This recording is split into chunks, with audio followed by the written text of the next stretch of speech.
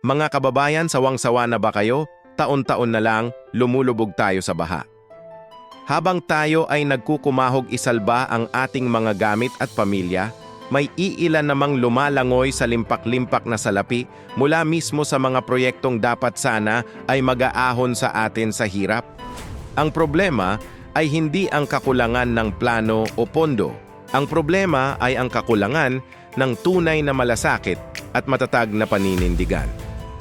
Naaalala niyo ba noong panahon ni Pangulong Duterte? May takot ang mga korap. Kapag sinabi, ginagawa. May nakikitang resulta. Ngayon, ano na ang nangyayari?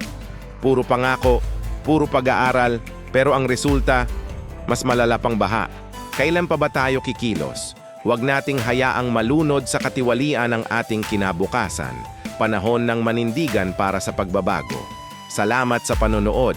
Kung sang-ayon kayo, i-like, i-share at mag-subscribe para sa mas marami pang makabuluhang talakayan.